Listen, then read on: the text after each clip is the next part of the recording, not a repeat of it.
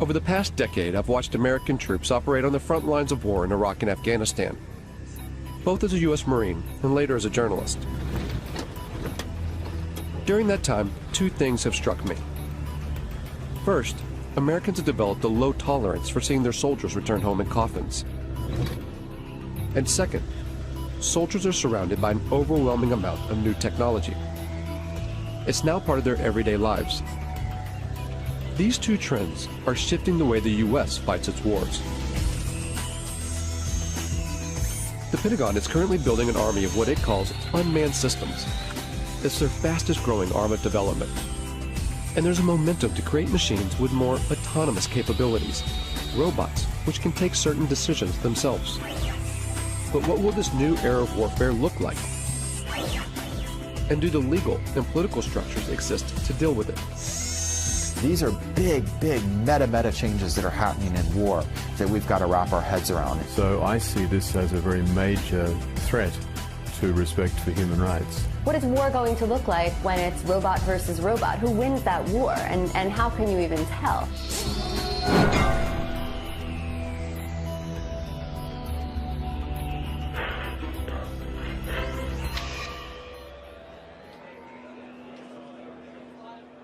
This is the largest gathering of robotics companies in the world. It's organized by AUVSI, the Association of Unmanned Vehicle Systems International. So these were successfully used in operations at the reactors. Hundreds of private corporations and university researchers are here to show off their latest cutting-edge inventions. And so there's things that we can actually pick up with the gripper, use them to defuse a bomb, and then put them back. They're all either selling their products or soliciting funds for their projects. And most of them are targeting a single customer with deep pockets, the U.S. military. This is an annual conference for the robotics industry in Washington, D.C. Years ago, this was a pretty small gathering. This year, there'll be over 7,000 attendees. It's an enormous business here now. It covers everything. You'd be surprised what you could find. Everything from unmanned boats, ships, submarines, to armed drone helicopters. And just the air portion of the robotics or unmanned industries this year will be worth $7 billion. In 2009, the U.S. Defense Department earmarked $18 billion over 5 years for the development of unmanned systems. This boom in military robotics comes off the back of the so-called global war on terror. The wars in Iraq and Afghanistan, along with lethal action in Pakistan and Libya, have created a political and strategic space for unmanned robotic systems. It's not a situation where you're in these big, formation operations or fights. You're dealing with very explosive, very spontaneous events. So you need something that's watching all the time and something that's very adaptable to be able to move from one location to another very quickly. The U.S. Air Force is presently training more unmanned systems operators than it's training manned fighter plane and manned bomber plane pilots put together. But that actually makes perfect sense because they're actually buying more unmanned systems than they're buying manned fighter planes or manned bomber planes. The number of drones in use by the U.S. military has surged from a handful in 2001 to over 7,000 today, and the number of ground robots has shot from 0 to 12,000.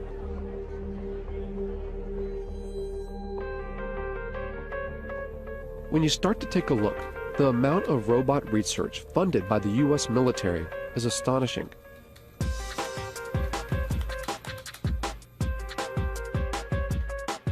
Faultlines put in more than 100 requests and follow-ups to the Pentagon, military contractors, private robotics companies, and university research labs.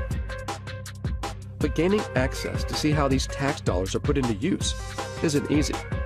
When we could actually get a response, it was almost always a firm no. After several months of chasing, only a handful agreed to allow us to film.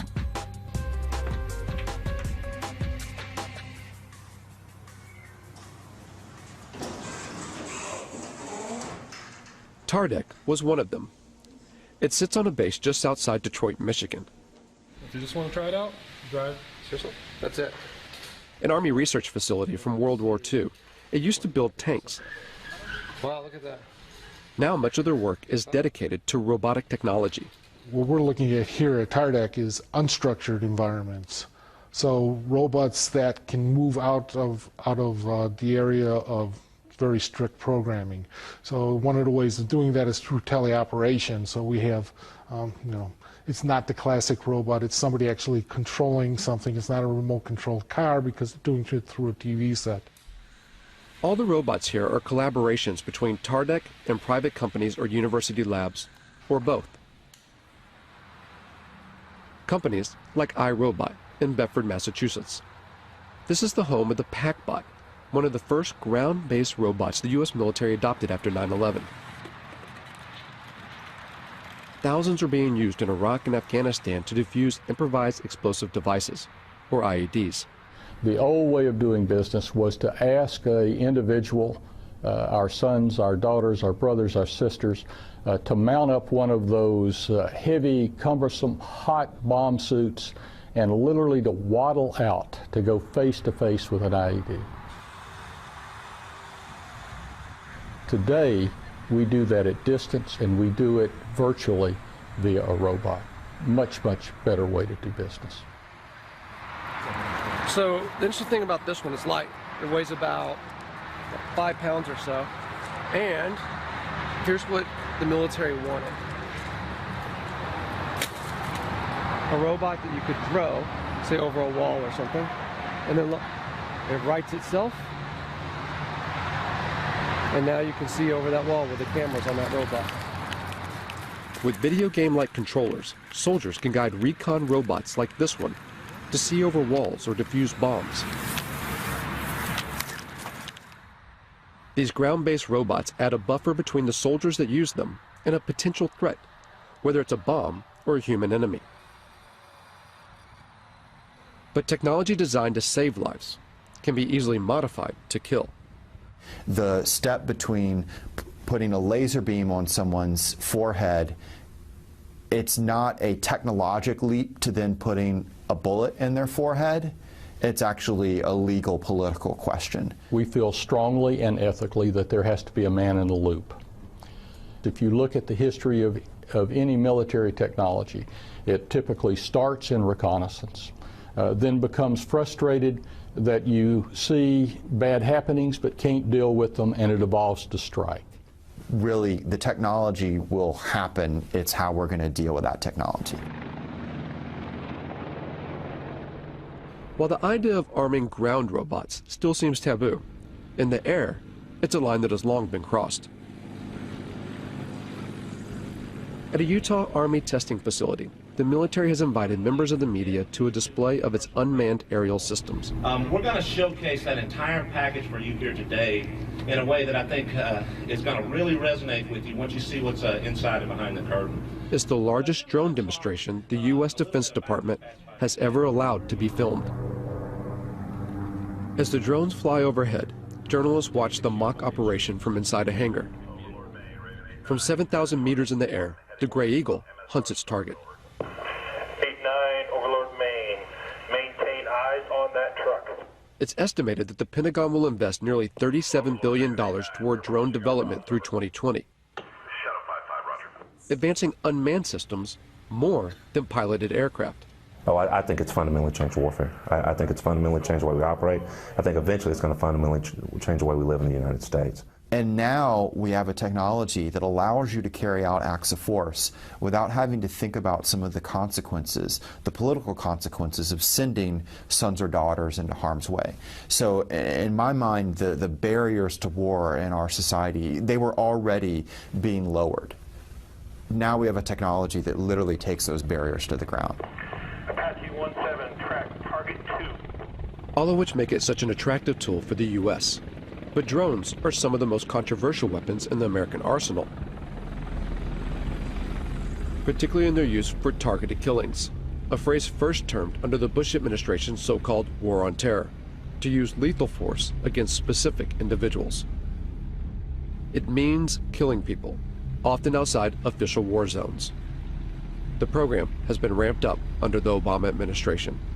In places where there would be very serious geopolitical ramifications and the ramifications of American lives being placed on the ground in those dangerous situations, the drone appears like a silver bullet. Pakistan has borne the brunt of this silver bullet. And it's all secret. The CIA, not the military, runs the Pakistani drone program. The CIA is not required to offer any information about its operations, how it selects its targets, who's in charge, and how many people are killed. And the Obama administration will not officially discuss the CIA drone program, not even to confirm or deny its existence. If they can't even say the word, where's the accountability? How could we even know how well this program is working, even if you want to put aside the questions about whether we should be using drones as instruments of war? There's just so little transparency and so much opacity when it comes to this program, when it belongs to the CIA, that some people now think if it belonged to the military, you could at least get more insight into how it works and then debate about whether it should be run this way. Reportedly, civilians and private contractors control the CIA drones, pushing a button from their offices thousands of miles away in Langley, Virginia. At the time this film was made, there have been 308 drone strikes reported in Pakistan since 2004. 256 of those under President Obama. That figure could be far higher. Over 200 strikes hit the region of Waziristan alone, roughly one attack every 4 days. Conservative estimates put the total number of deaths around 2,900. Of those, over 750 were civilians, including 175 children. And at least 1,100 people have been injured. The CIA and the Obama administration have extended these strikes to Yemen and Somalia, and according to recent U.S. diplomatic cables released by WikiLeaks, the United States is building secret drone bases in places like Ethiopia and the Seychelles, an indication that Washington wants to increase surveillance and strikes in the region. At least a dozen strikes have been carried out in Yemen, one of which in late September killed Anwar al-Awlaki, an American-born imam with alleged ties to al-Qaeda. The willingness to target and kill a U.S. citizen provides just one example of how this secret war often operates beyond recognized legal boundaries. If a intelligence operation carries out an airstrike that goes awry, that accidentally kills civilians, that violates the rules of engagement, there's not a court-martial process set up for that. There is, in my view, at the end of the day, no accountability for what is going on now. Philip Alston spent 6 years studying the legality of the U.S. drone program for the United Nations Human Rights Council. The congressional committees have, as far as anyone knows, never exercised oversight in any specific way in relation to these killings. He says that the American government's justification for the strikes, self-defense in response to 9/11, even now, 10 years later, is a manipulation of the international laws governing conflict. Now, in terms of international law, that represents a fundamental breakdown in what are called the rules on the use of force. It would enable the United States to use force against any target, any country, any time. Following 9/11, Congress passed a resolution called the Authorization for Use of Military Force, or AUMF. It allows the U.S. president to use military force anywhere against people believed to be responsible for 9/11. And when the Obama administration has been asked, what authorities do you possess to go, into Yemen, to go into Somalia, even, outside Afghanistan into Pakistan, for the purposes of attacking people that you say are aligned with al-Qaeda, they use the AUMF. I think the U.S. is certainly risking setting itself up for a significant global backlash against its extension of power extraterritorially.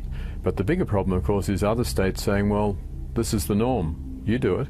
Why shouldn't we do it? The UN Human Rights Council has taken no action to further investigate the legality of the U.S. drone program. While the U.S. continues to expand the program, 45 other nations are working on their own drones, many being sold on the open market. In the rush to churn out robotic military systems, who buys these technologies and how they're used has minimal international oversight. In short, the law is not keeping up with the pace of development. You know, technology doesn't stop, and that's, I think, one thing that people need to realize is that it's accelerating ever faster, not just in the number that we're using it, but how advanced it is. The accelerated pace of development is such that it is inevitable that we are creating machines that are going to be able to do things we cannot currently conceive of them doing. I think if the United States were serious, part of this major program to, if you want to create a word, to robotize its war-making functions, would be to build in various safeguards designed to ensure respect for the laws of war. There has been a mad dash for advancement with very little consideration for how that advancement will play out against human society. And Rita J. King is a futurist who studies the potential dangers that technological advances in robotics and artificial intelligence can bring. Within the United States, you have the military, and then you have, private business, and you have universities. So all these different groups are doing their own research and their own creations at different paces. And eventually there will be more of a coming together of these different aspects of the programming and the creations, and we will cross a line. In a university lab at Virginia Tech, Professor Dennis Hong and his students work on a robotic soccer team. The real thing is, if you want to use these robots outside the lab in real life, doing real work, then without all the skills needed to playing soccer, it won't happen. So it's a really good controlled competition where we can develop all the technologies needed for robots to be used in real life. Virginia Tech's funding comes from a variety of sources. These robots are part of a project sponsored by the National Science Foundation. But they also take on projects financed by the U.S. military. So as a research lab, the technology we develop, we want the society to be using our technology. Of course, many of our robotics projects, most of them, if not all of them, are to help the society. But here they recognize that a technology's ultimate use is unpredictable. Time to time, as a group, we sit down and discuss about these kind of problems. Mainly, it's very sensitive, especially for when we work on military-funded projects and those kind of things. But many times, we don't have any control once it leaves our hands. However, that's true for any technologies, any science besides robotics as well. It's hard to put a timeline on how fast robots and artificial intelligence will develop. But almost everyone we spoke to seemed to believe that in just a few decades, the robots that will exist in our world will be unrecognizable by today's standards. I think the probability is virtually one, a certainty, that machines will be as intelligent as people, that we will have intelligent robots, that robots will be ubiquitous. So then the consensus of people in the industry is somewhere around 2025, 2030, and even if you were to say, oh, that's optimistic, so maybe it's 2050. Maybe some of us won't be around to see it, perhaps, but it's not that far in the future. It's not 1,000 years. It's not 500 years. It's certainly not never. When people say machines will never be as smart as people, never is a very long time. The robots that we create could, of course, eventually will become much smarter than we are. And because they're smarter than us, we won't be able to conceive of how smart they are. And we'll have no control over that. And I don't think our brains are really equipped to accept the enormity of what that means, because we do find ourselves intelligent now. Science fiction stories have always made predictions about conflict between machines and people. The way to avoid that is for humans to always be at least as intelligent as their machines. While we may not know exactly if or when robots will become as intelligent as humans, at AUVSI, the talk of autonomy, of military robots taking more decisions by themselves, is growing.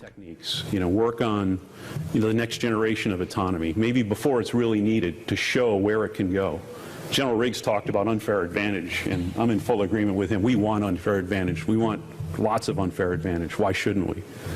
And unmanned systems, and especially weaponized unmanned systems, clearly provide a huge advantage. So how far will robot autonomy go?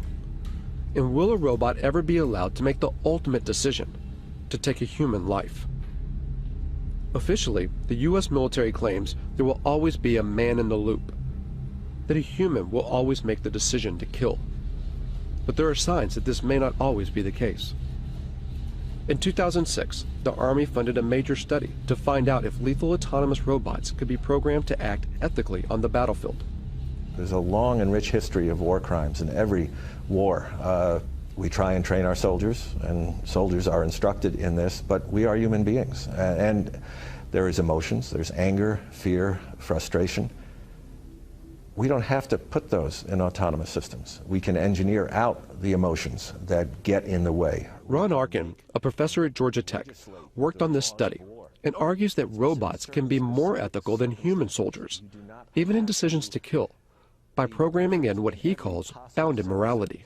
You establish a venue, a region, or a task environment, or a mission under which the system is operating, and you engineer that system to make sure that it acts appropriately under those particular circumstances. Whether it makes that decision what to fire at, when to fire, and who to fire at, that I think is a critical decision that we already sort of ritualize within the military decision process, and we shouldn't relinquish that. There's reasons to deny people their right to life, self-defense, intervening on behalf of another to defend their life.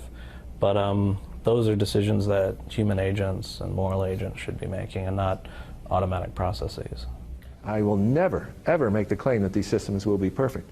But I do make the claim that, I have the belief that these systems can outperform human beings in the battlefield, ultimately from an ethical perspective. We do have a moral responsibility to try to prevent this, and to not invest our time and energy and resources as scientists, as a society, into building a technology that has that kind of capacity to kill people on its own.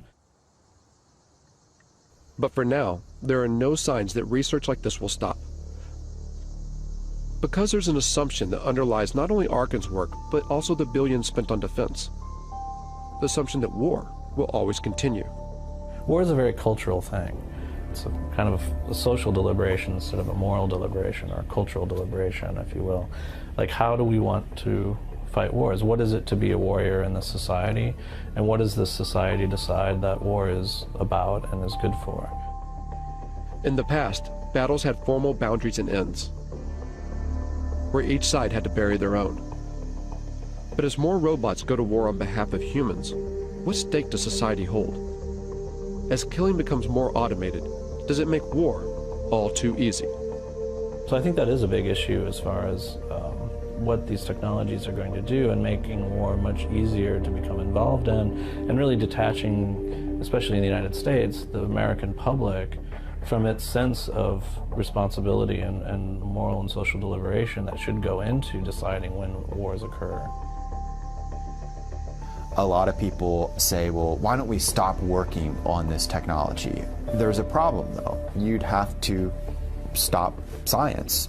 It means you'd also have to first stop war and stop capitalism. And there's such a vast amount of money that goes into thinking about defense problems and solving defense problems, that if we turned that time and energy and resources into solving more practical problems, we would actually probably alleviate most of the social and political problems that cause us to have defense and security concerns. And the fact of the matter is that most of the funding that's going into robot research, of course, is to create a better war machine. And to what end? It demonstrates how far we are from the sort of intelligence we need to build robots that can help us instead of hurt us.